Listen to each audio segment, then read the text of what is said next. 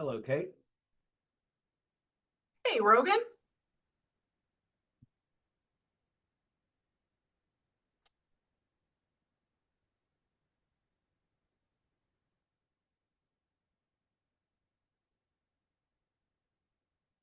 Hello, Joan Rennell. Hello.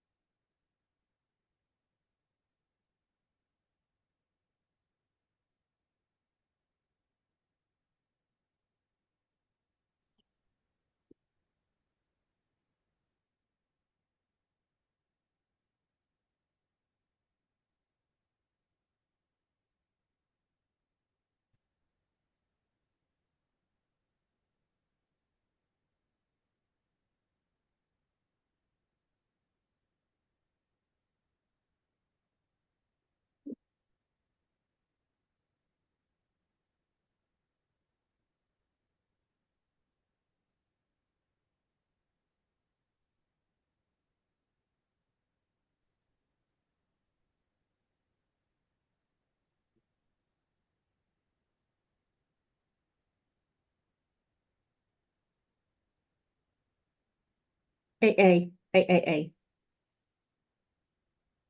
All right, y'all. I'm just going to give it a few minutes while people trickle in, but I did post the agenda in the chat if you don't already have the link.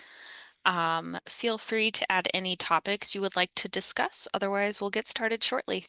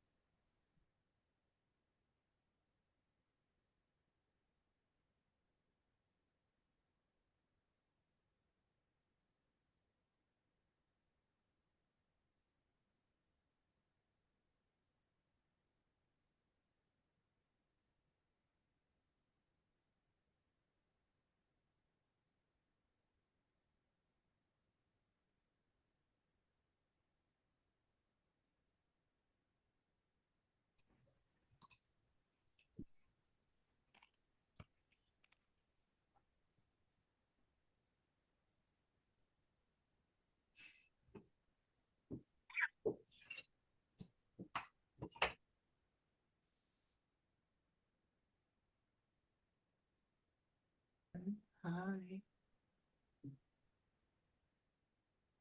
Happy to have you, Brian. Anyone can join the Aspen Evergreen meetings. We're a fun gang. All right, it's a minute past, so we'll see if folks still trickle in, but again, just sharing the agenda. First thing is first, as always, the same question we've been kind of kicking off with is what version is everyone on, and do you have any upgrade plans? CW Mars is still planning to do an upgrade in October. We're doing a big boy upgrade from 3.7.4 to some version of, I believe, 3.15. So that'll be fun for us. If anyone also wants to put in their versions, feel free, go for it. But yeah.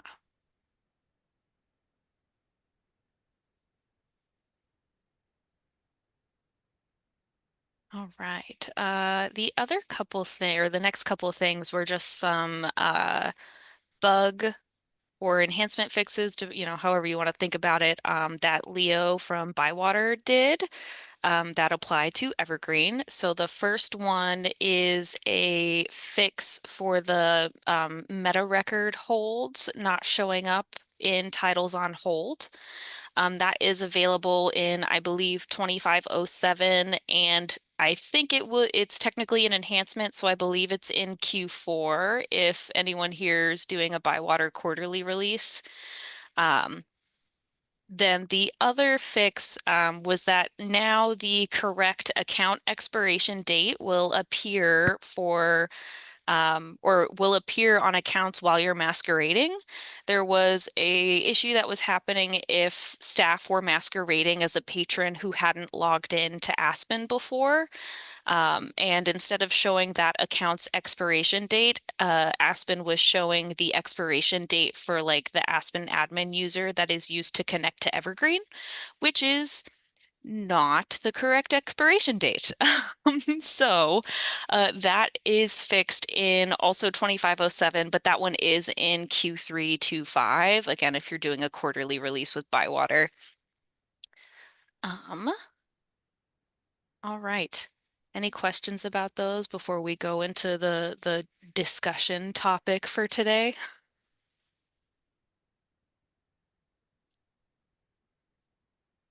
All right. Well, this is kind of an open-ended question. Contact information in Aspen. We at CW Mars were kind of going through our old tickets and trying to see like what's been fixed, what's still an issue. And one of the things that we found is that there are missing fields in like contact information from your account that is available if you're in the Evergreen OPAC, but is not available if you're viewing your account in Aspen. We don't, some of these fields we at CW Mars use, but as far as like the core functionality, all the main patron contact information is there. However, not everyone is us. So are your libraries using other fields that aren't showing up in contact information? I put, for example, secondary phone. I think that's one that sometimes we use that doesn't show up in Aspen. Um, I see someone also added that they'd like to see the privacy waiver. So, maybe if there's just anything that's in the Evergreen OPAC that's missing, let's chat about it.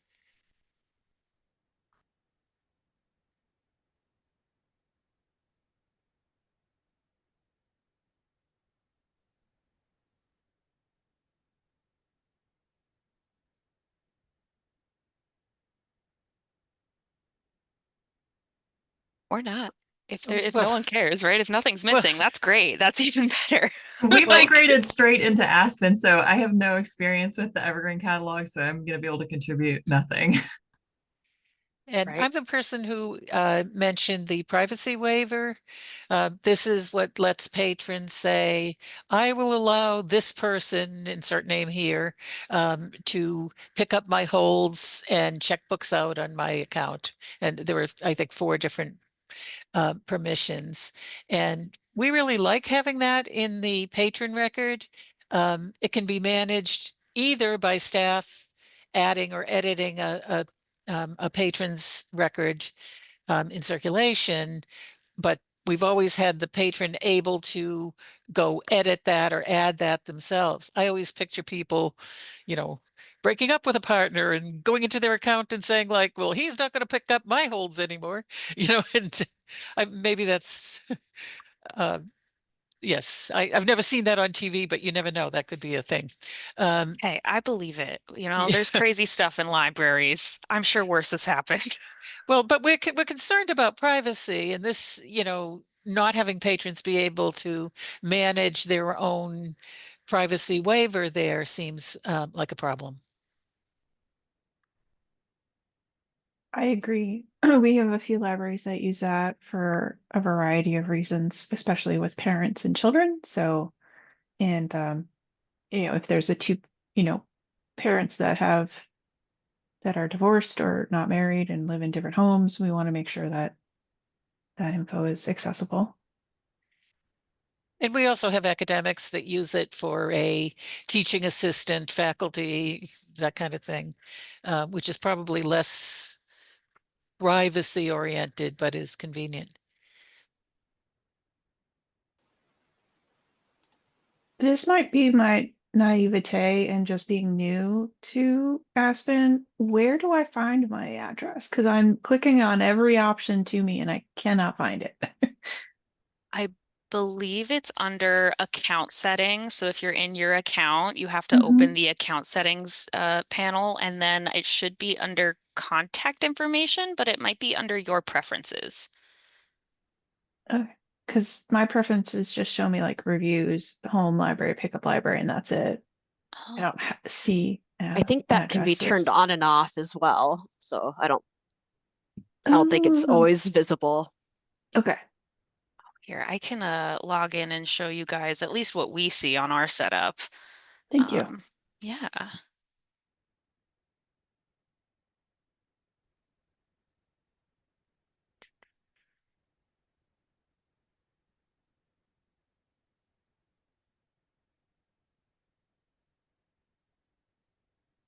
And another privacy related thing that we've been discussing here is the saved searches and the temporary searches.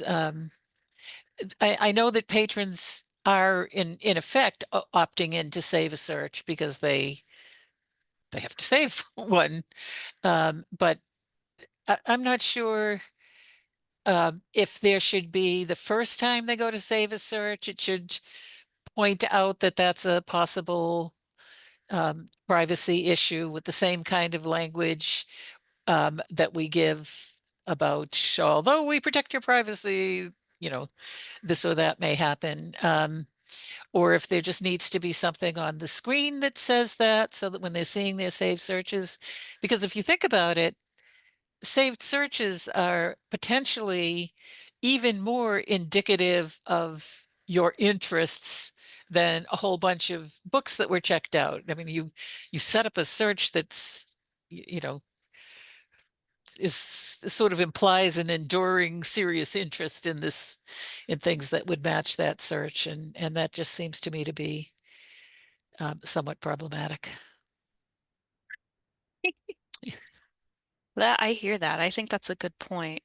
Um, I don't know if I've ever discussed that, but honestly, maybe we should. Like,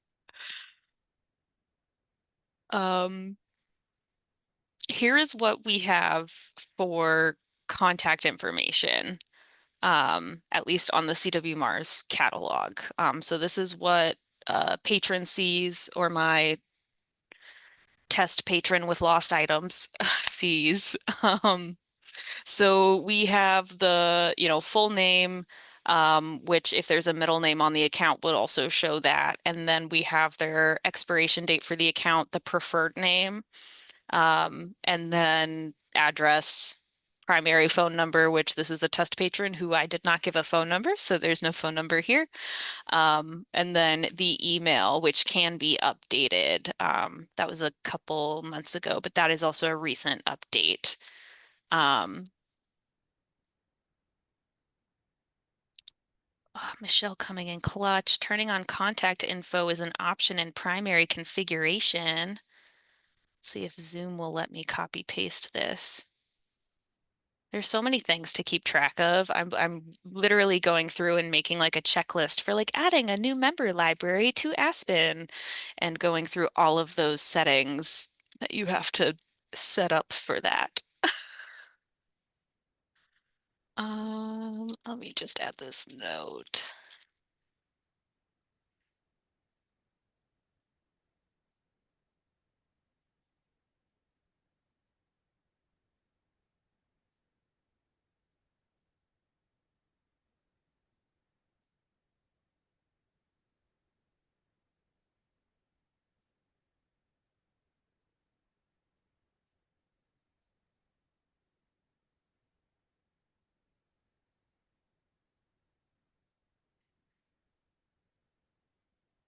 All right.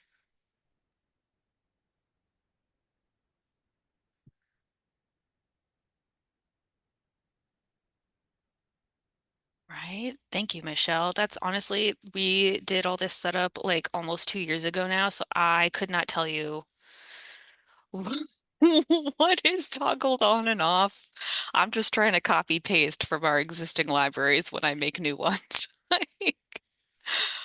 So it looks like we do have a few things, right? So I'm gonna kind of separate these out since it's not all contact information.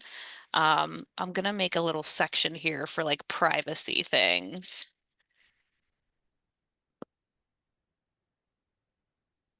So we have the privacy waiver, saved searches, and then notification opt-in settings, which may or may not actually be privacy. Maybe that's better under contact information. But I see we kind of have four things that have come up. Um, well, maybe three and a half. We'll say contact information doesn't have anything. Stop, Miranda. Yeah, do you want me to show you? Sorry, I'm super lazy. And when Mark added this, I was like, this is a game changer. But at the top of library systems, there's return to list, history, copy, and delete. So you can just copy a system and make a new one. And it'll give you options to pick what from the system to copy. So if you don't want to copy the menu links, for example, you don't have to, and so on and so forth. Miranda, please just always save my life like this. Like this, I've been working on doing this, like, and getting all the different settings because we have right a bunch of stuff that's like turned off that we don't want our libraries to, use right away or things like that. And I'm just like, one, library's open on this side and the other one's open on this side, and we match everything. So, glad that I just finished adding our new member library or our hopefully last member library for the year, but maybe next year. Let's literally stop. I can't. There's so many buttons to look at. This is great. I'm gonna add this note here. Um, yeah, honestly, that's great. Maybe I'll use that for when I'm doing kids catalogs, because then I can just copy that from folks. It was added for kids catalogs, I think, to just like make it easier. Amazing. I love this. Miranda, hot tips.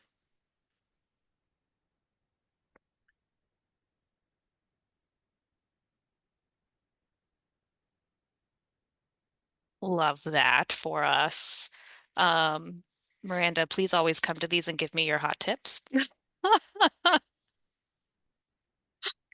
Uh, Just one other privacy thing concern we had was with ratings. let's see. Just that with like that they show or like anything in particular.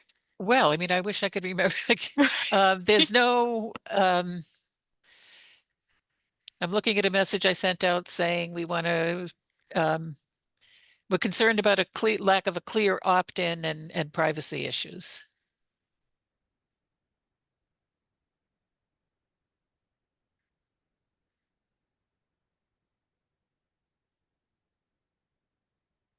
Okay.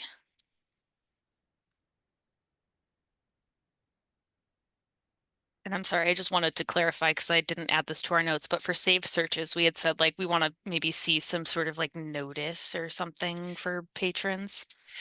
Yeah, I don't know whether it would be better. I think there needs to be language on the screen and we can um, add some, but I don't know if they should have to opt into the whole concept of save searches, or the first time they go to save a search, it gives them some notification or whatever. Okay. So I'm seeing a lot of opt-in, opt-out kind of Yeah. things, right? Which actually maybe relatedly, reading history opt-in, opt-out. Because at least the way I understand it, and please anyone who has more knowledge than me, correct me if I am wrong. But the reading history in Aspen, if you opt in, opt out of that, it's only in Aspen. It does not transfer over to the Evergreen reading history. So if, for example, a patron turns off reading history in Aspen, if they want it off, staff would either need to go in and do that for them, or they would need to go into the Evergreen OPAC and do that.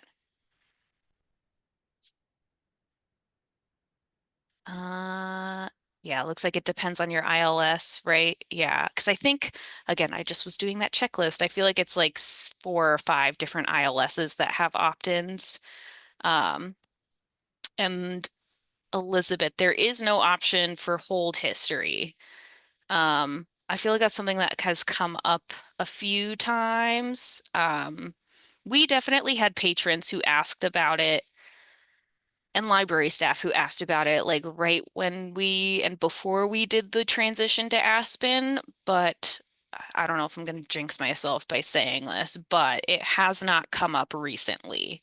The last time I checked in with our libraries about it at one of our like Aspen meetings, they were all kind of like, yeah, our patrons haven't said anything, so so uh, but I'm definitely open to have that conversation if, it's something that other folks are hearing from their patrons about. I think it would be nice to have. We already have it now in the native, so whatever features in the native, I would assume we should offer if possible.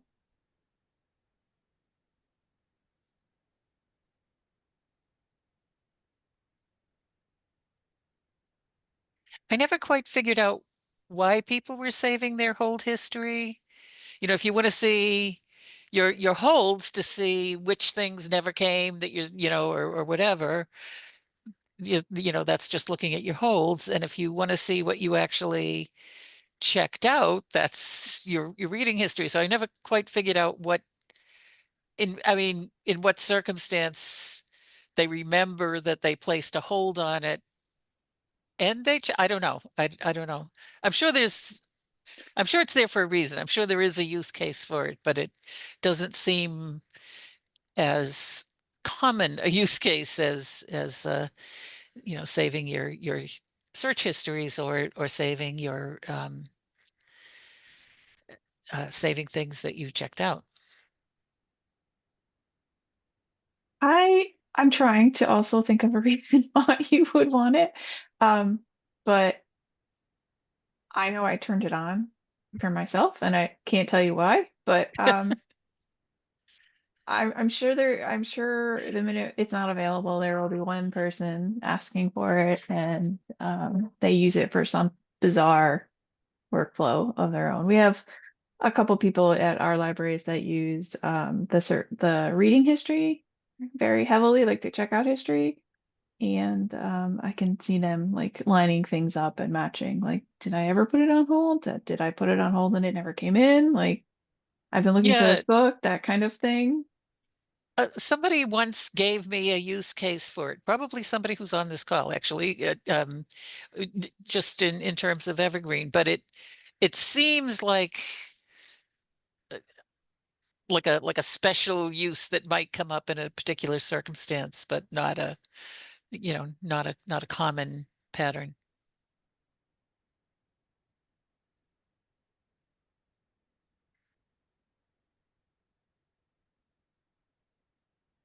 Yeah, I think it's those special super users, right? Like the people who have been using the library for ever since before we went digital, right? And they have their way that they use the catalog and you need to help them with that. Because I definitely have patrons where I've had them use hold history and I mean when we transitioned they were like, where is this? How do I do this here? And I was like, you're using hold history? Like, I don't even know why you're using this. Like, and then right, I'm trying to help the patron with this feature that I don't really use. I remember I was the first time a patron came in to ask about that. I was like, what? You mean your reading history? But uh yeah. Oh wait, I see there's stuff in the chat. Hold on. Right, yeah, hold history is weird. Oh, that's interesting that we would need to add it to Koha, likely to add it to Aspen. I mean, I feel like that makes sense Oh because no, I Koha's kind meant of the base. I No. meant that Koha recently added it, and we haven't added it to Aspen for them either. But there was like a list of Oh. libraries that I think wanted it before I left Bywater. Yeah, we didn't add it yet when I was still there. No, it's definitely, we still have an open ticket for it, but that's also one, again, like I said, we had people ask about it right away and it hasn't really come up since. But also I'm sure those patrons like are still using the old catalog for that. Um, let's see. How do you opt in to reading history? Um, okay, Zoom won't let me copy paste, so I will add these in the notes.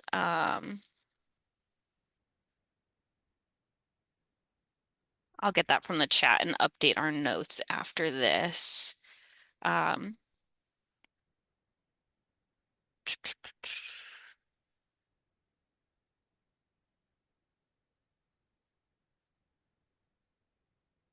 Okay. Yeah, Evergreen OPAC. Looks like Josh Stompro set up a way for staff to enable reading history by asking if they want it enabled during registration. Josh, do you guys use Evergreen self-reg or do you use something else?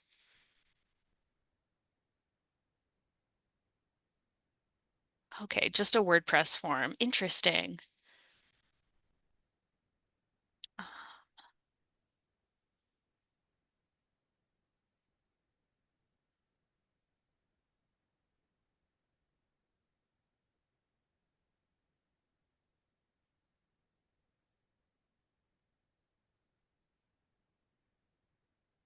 Oh yeah, manual data entry, the best part. That's, I think, the last library I worked at, they used the Evergreen, or no, they were using an old form, like paper form, and then having to do manual entry. And I transitioned them into using the Evergreen self-reg form. This was before we did Aspen and all that fun stuff, but that was a whole like, you mean I don't have to try to read this patron's handwriting? Like, which is always great. But we at CW Mars, we use Kipu for USPS database like address verification. So we, as far as Aspen goes, have that Kipu form embedded in self-reg, and that's like our e-card registration form, and that's really what we're encouraging folks to use instead of using Evergreen self-registration. I know that we do have a few libraries who are still using it, but since the move to Aspen, it is a little more annoying for patrons to use because they have to select the right home library, which means they have to click a drop down. Uh, so we've definitely tried to like kind of hide that self-registration part, and I believe actually we have JavaScript set up to direct the registration link to that Kipu form. Um, yeah. I do think that folks who are using self-registration should talk about it because I obviously don't know a ton outside of what we were previously using. But if that's something like we have a lot of people who are interested in getting stuff done, like that can be a priority for this group, whatever we need. So I brought this up at the Slack on the Slack channel just because I'm still new to Evergreen, but I had a library reach out to me wanting to get self-registration set up. So that's kind of how I was digging into it. So I don't know if all of our libraries do self-registration, but I do find it odd and a bit not user friendly to then direct patrons to an an OPAC that we really don't use when we want them to use Aspen, because once they're in the old OPAC, they might not even really realize that there is maybe a different OPAC one we prefer they use. And so it does sound like, though, to enable certain things in Evergreen, like, reading history and then the self-registration, it does have to go to the old system, which to me sounds, oh, I like that, Heather. I'll take the button. Okay, I'll have to see if that's an option. Um, just because again, user experience, not everybody understands all the different moving parts of how a library works. And so trying to keep things as simple and, whole point of Aspen is to try to keep everything in like one area in the first place. That's why all the integrations are there. So I understand there needs to be API connection to allow for self-registration to work with integration within Aspen. And last I was aware, and I haven't really delved into this too much, I just haven't had the time, but as far as I'm aware, Evergreen doesn't have that API capabilities at the current moment, is what I was told. I don't know if that's still the case. And so that's something that we might have to see if that could be developed. But it's probably better for patrons, I think, in general. Right, I hear you. I mean, we've been trying to wean everyone off of the Evergreen OPAC as much as possible. I actually I just am learned one of my curious. regulars is still using the Evergreen OPAC. And I was like, girl, like, Come we've been come on to this the for a year and a half. How does Kipu work in terms of directly integrating into Evergreen for you? Do you still have to do manual entry somehow with that? Or Um, I can show you the settings too on the back end. But so we kind of have this like main page, which is just a custom page. Mhm. It has text and stuff, and we kind of have this as like the base. You want to get an e-card page that we direct folks to. But if you click the apply page, this brings you to the Kipu page, and it's just, my account / e-card. So it is the e-card registration link, but this is like embedded from Kipu, and you just fill out the form. You're not a robot, click submit, and then it runs the information. If it goes through and is okay with the USPS database, then great, you have an e-card, here's your info. And if not, you get denied. In which case it might tell folks an error reason. Like we've had folks get denied if they're like using a VPN. We have some like geo blocking set in place. We were getting a whole bunch of spam e-cards. Mass library networks might know about Mhm. that. So we do have some geo blocking in place, in which case, if a patron is like blocked, it'll say like, your IP address isn't allowed, and shows them the IP address. If we get that, we can whitelist it with Kipu. There are some issues with places that have like high turnover, like apartment complexes sometimes, um, homeless or domestic violence shelters, things like that, where it's technically not a residential address, so Kipu will deny it. But those, I believe, are fairly like small numbers as far as how often that is happening. And in those cases, the patrons just need to register in person. Um, but this is, as far as the patron is concerned, it's just in the catalog. It doesn't look any different from any Mhm. other page here. And then we do have it in different languages. So these links at the top will translate the form, and those are hosted by Kipu, these translations. So these translations are not from Aspen with like the translation mode or anything like that. This is something that we have set up with Kipu, because this is languages that we had set up before we moved to Aspen, right? We've been using Kipu for a while. Um, And so does Kipu then integrate with Evergreen and that it sends this information into the Evergreen system? Okay. yes. Yeah, so when patrons register, and I believe, this is configurable, but so we have it set up so that the e-cards have a different starting number than like our regular in-person cards. So a regular in-person card starts with a 2 and an e-card starts with a 5. So one, it's easy for staff to tell if it's an e-card, but they have, an account that's in Evergreen just like anyone else. It has a different profile group patron type that's only for e-card because we only allow them to do e-content, right? Um, Mhm. but it's all set up in Evergreen. Like we don't have to do anything. Like assuming it's okay with Kipu and their info passes the database checks, it's set up in Evergreen and they can start using, Libby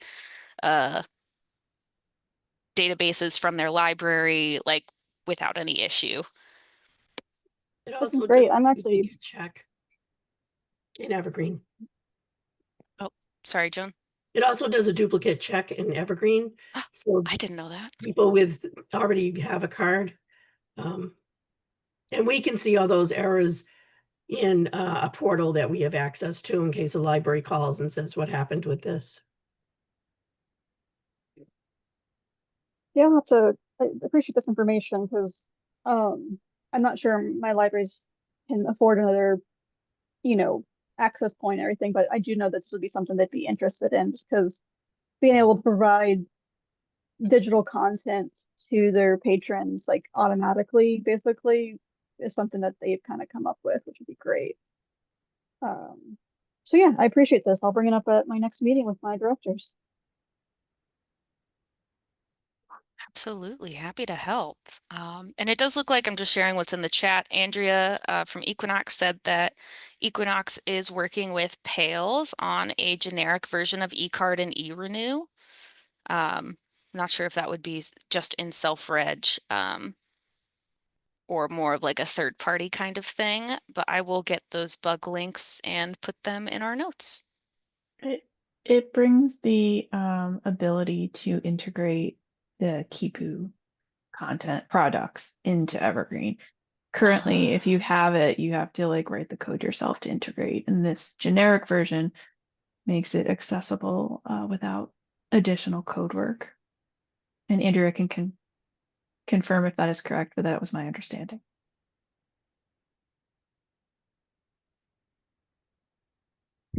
Yeah, it just takes because some of the like CW Mars and I think Heinz use Kipu in Evergreen, and they had written versions of that specific to their implementations.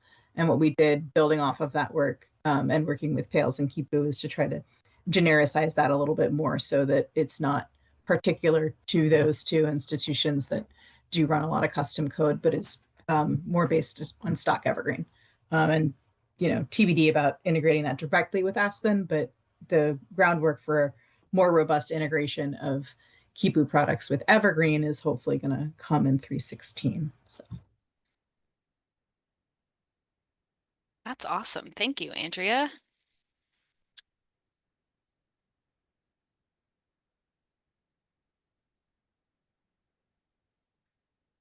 All right.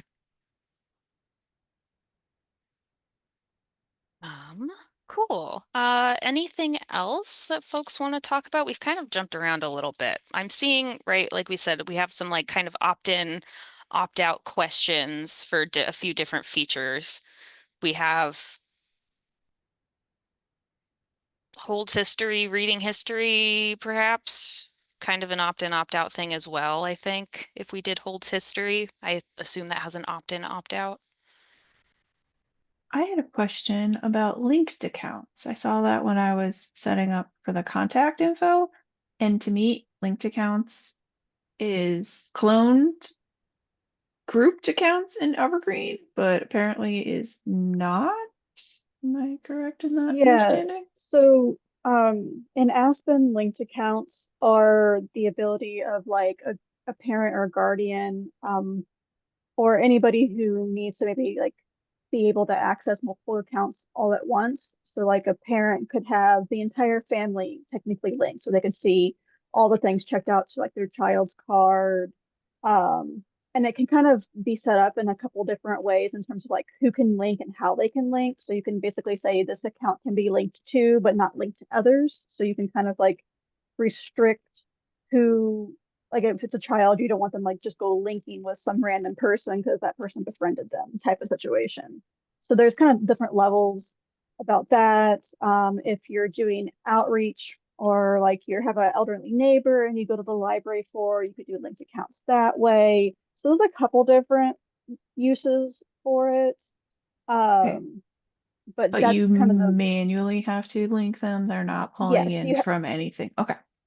Yeah, you have to have the library card as well as the PIN to do the linking. So it's protected in that you need to still have the same level of information if you were to like log in as that person. Okay, So, perfect. That's kind of what I was hoping to hear. Thank you. yeah. Also, I want to chime in that the app that we're using allows patrons to move really easily from one card to another. So if families with, for example, lots of children all have individual holds placed on things, you could really easily move from card to card to check those things out.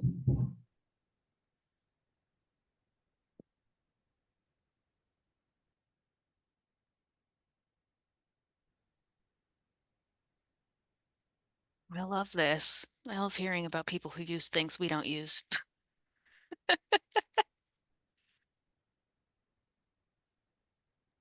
I do want to mention something from this is not in my current role, but in my previous role, we did run into an issue with linked accounts where it kind of opened up because of how I was previously working with Wyoming State Libraries and all the libraries in Wyoming.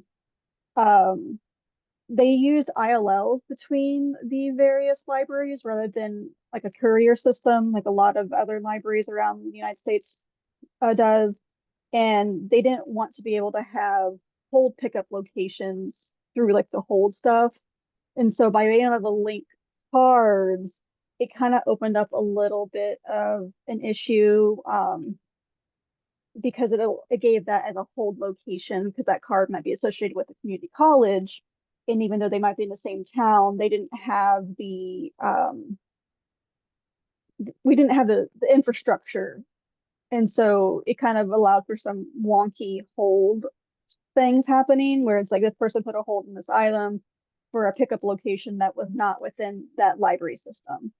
And it made things a bit difficult, but that might be unique to the way Wyoming was doing things. But if you do have a unique way of transferring materials between libraries and maybe a consortium of libraries, you might want to just kind of play with that just to make sure it's not going to undo the work that you already have set up in terms of restrictions. So it's just the one caveat. Again, Wyoming was pretty unique in how they did things, so it might be the one library system that had that problem.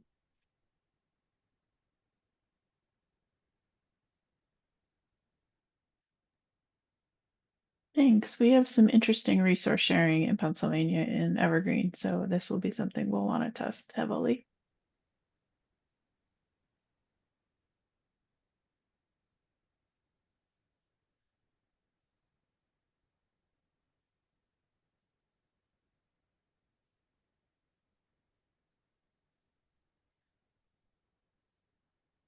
Sweet. I'm curious to see how that all goes. You know, we can get an update at a future meeting and see if everything imploded or not. We just turned it on, so give us a little, give us a week. We'll probably break something. I'll keep an eye on the Slack. Awesome. Okay. So it seems like, you know, there's some contact info that's missing, but like nothing crazy, or at least nothing that came up right away. We've talked about, right, the linked account stuff. I think the, and maybe this is just me basing this on our conversations today. It seems like maybe some big points for us are those opt-in, opt-out things, which it also kind of sounded like that would maybe need API integration. So maybe something for 315 plus versions. Is that something that we want to try to investigate for some of these aspects? I think privacy concerns are a good thing to be worried about, especially if at least some of this is already available for other ILSs. It might not be a big ask to get that set up for Evergreen. I mean, pending. I don't want to, maybe because I said that, that's a lie, but I have a if question about going back to linked accounts, and it's kind of tied to the privacy thing. If, say, you have a minor, can they, I guess, other than changing their PIN, is there a way to unlink themselves from a parent? It depends on how the settings are set up, I believe. Miranda, correct me if I'm wrong on this, but it's kind of where, yes, if you change your PIN, that would obviously disconnect things because but there's also a setting where you can basically say, I don't want this person to be tracking me, because you get a notification when somebody says, hey, I'm linking to your account. There's like a pop-up, and you can typically say yes or no at that point. Though I think there are certain settings that with like a minor that you can kind of set it up to where they don't have as much control, because sometimes parents like will link their account and their kids like, I don't want them seeing that, but they're like, well, I'm the one that controls and pays your fines. I kind of need to see what you're doing. And it's kind of a back and forth there. So there's like, I think there's different levels, but I'm not entirely clear on exactly how that is. Miranda just posted a whole thing. Let's see. Okay. Yeah, so the big thing would be like allowing people to link out or link to others. So like this is like my sample ILS data. So if for like the kid P type, I could say like they can only be linked to, they can't link to others. And then when you do a linked account, you do get a notice at the top. Let me see if I can just link one and like show you what that looks like if it's not in the help center. But It's in the help. I'll see if I can get that image in yeah, there. yeah. You could go ahead and then so you can disable linking as an individual person. So like say if my sister saw that I linked to her, she changed her PIN, but she didn't want me to keep linking to her, she could disable account linking and I would never be able to link to her again. So there are a lot of options for like Okay. disabling it both globally for like your entire system if you don't want to deal with it, or individually as a patron if like you don't want anyone linking to you. Okay. Thank you. I guess this like linking can kind of tie into the waiver because it's kind of similar. Would you agree, Elizabeth? Yes. Okay.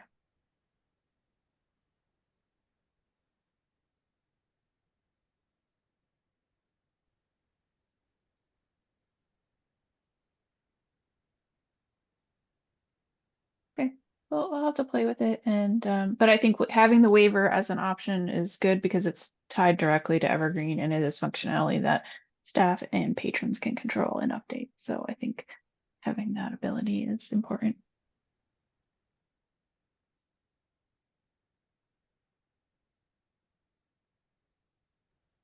Awesome. Okay, so I'm still screen sharing so you all can see this. I've made a section for our dev priorities with a question mark. I put privacy concerns here. Put the privacy waiver first. Opt in, opt out. What is that? Saved searches, ratings, notifications.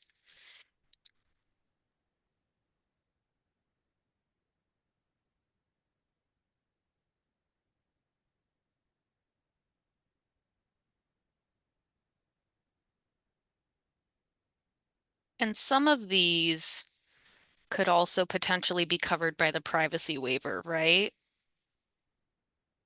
Or was I just thinking I think the notifications? they're I think I was just thinking about the similar. messages.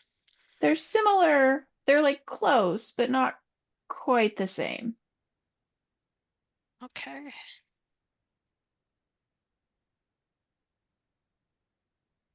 All right, and then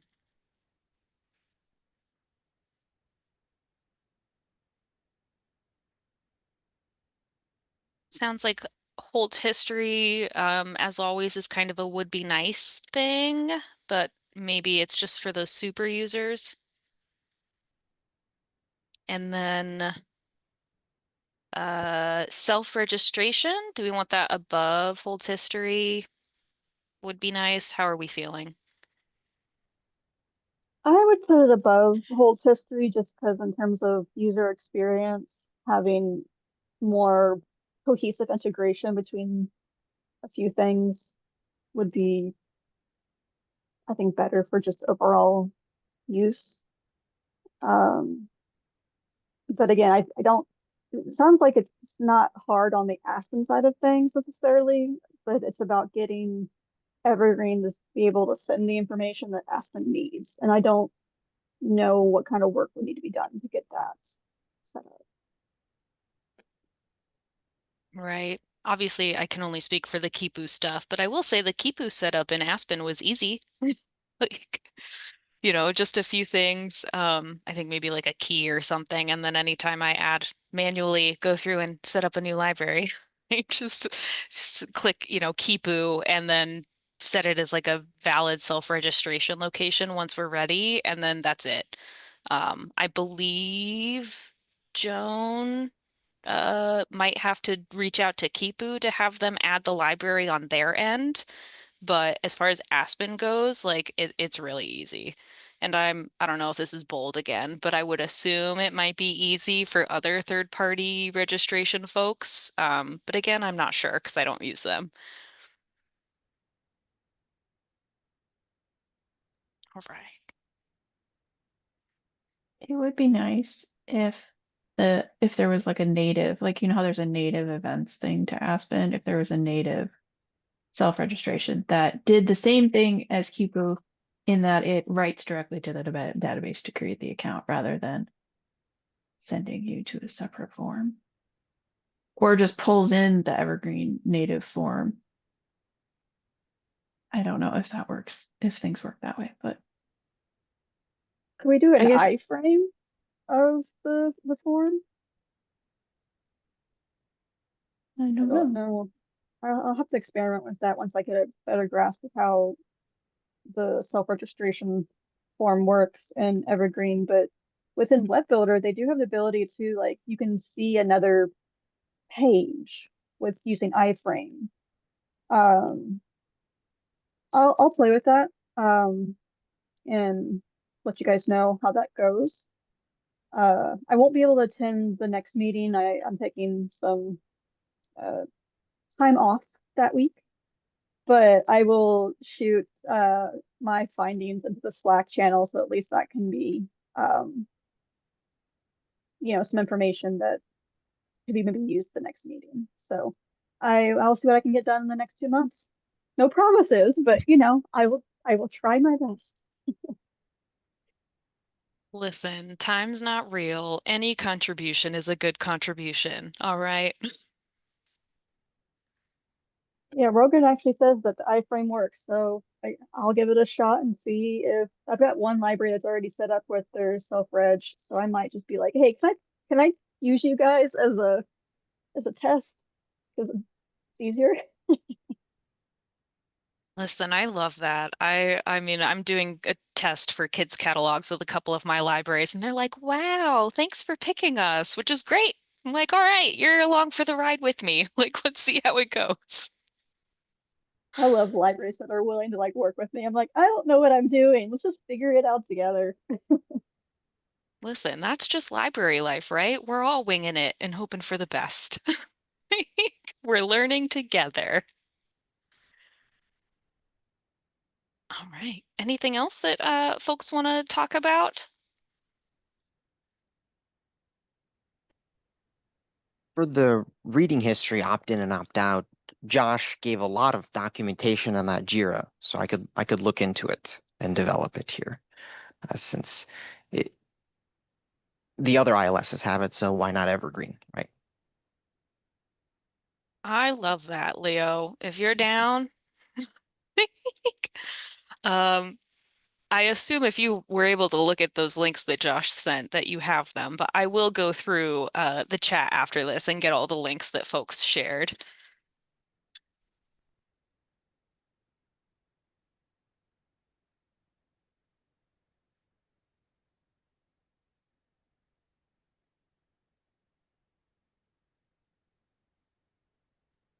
And then Sierra, I'll probably ask you for some help testing it on the test server. Always, anytime, Thank you. right? Awesome. See, good productive meeting, y'all. What a time. Happy August. So with that, the last thing that I had on here was just AspenCon update, mini update, I guess. There will be an update soon. So we are very close to confirming a venue. Stay tuned. I think we might share some info at the community meeting next week. Otherwise, keep an eye on your inboxes. Plan to still be tentatively in Nashville. If you are purchasing any, travel plans or accommodations, make sure they're refundable just to be safe.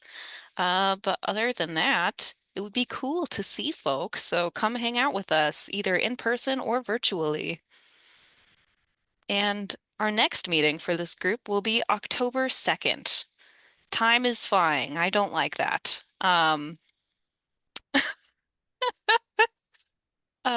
If we have anything that comes up in the meantime or topics that people want to, make sure we talk about next time, feel free to add it to the agenda or post it in the Slack. We also, if you are not, have an Evergreen Aspen mailing listserv that Rogan put together with Chris Sharp. So feel free to join that. And other than that, I will see you all in a couple months or in other Aspen meetings, depending on what you do. All Thanks, right, Sierra. y'all. Thank you. Have a good Thank rest of you. your week.